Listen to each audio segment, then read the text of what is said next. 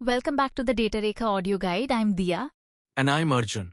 Here's a sentence that flips how you think about agent security. The agent does not need your token.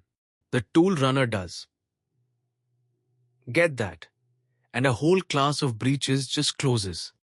Unpack that because intuitively the agent is the thing taking the action, so why wouldn't it hold the credential? Take a support agent. Its job is to create one ticket. But the bearer token sitting in its prompt authorizes every ticket operation. Read, write, delete, the lot. The agent only needed permission for one action, and you handed it the master key. And the moment that key is in the prompt, it's text the model can read. Which means a malicious email, a poisoned document, or a sneaky tool response can simply ask the model to repeat it back. That's why tell the model not to reveal secrets is not a security control. The fix is structural. The model must not possess the secret in the first place. We call it credential-blind execution. So where does a credential actually live, if not the prompt? Think of three possible homes. The prompt, bad. The model sees it and it leaks into traces. The process environment looks safe. But it's one shell, one debugger, one file reader, one error log away from exposure. And a narrow tool executor? That's the only good default. The secret hides behind a typed operation the model can request but never read. Paint the flow for me, model wants to do something. Then what? 4 boxes in a line. The model sees the untested text and proposes a typed action, but sees no raw token. A policy engine looks at the user, the action, the scope, and says allow, deny, or pause for approval. Only then a trusted executor fetches a scope token and makes one API call. And the resource server rechecks scope and audience at the end. The token and the result get redacted before they ever touch a log or go back into the model's context. Hold on, where exactly does that policy check sit? Timing feels load-bearing here. It's everything. It runs after the model produces the structured action and before the executor dispatches it. And here's why that window matters. An input guardrail that scans the user's message can't see the final tool arguments. They don't exist yet. And an output scanner might catch a literal token, but it can't tell you whether delete repository prod was authorized. So the security has to look at the real final action, not the conversation around it. The structured action with its actual arguments.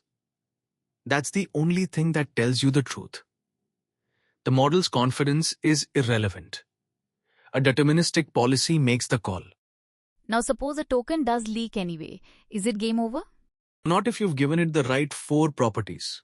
This comes straight out of the OAuth security best practice spec. Scope. A read token can't delete or send.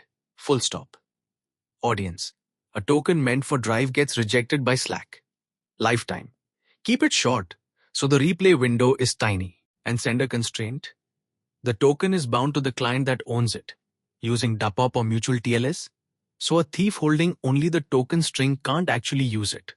So none of those stop the leak. They shrink what the leak is worth. Precisely the right framing.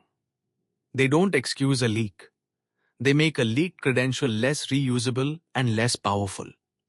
A short-lived, narrowly scoped, sender-bound token is close to useless to an attacker. Quick one.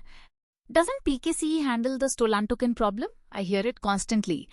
Common misconception and an important one to kill. PKCE protects the authorization code exchange, the step where you trade a code for a token.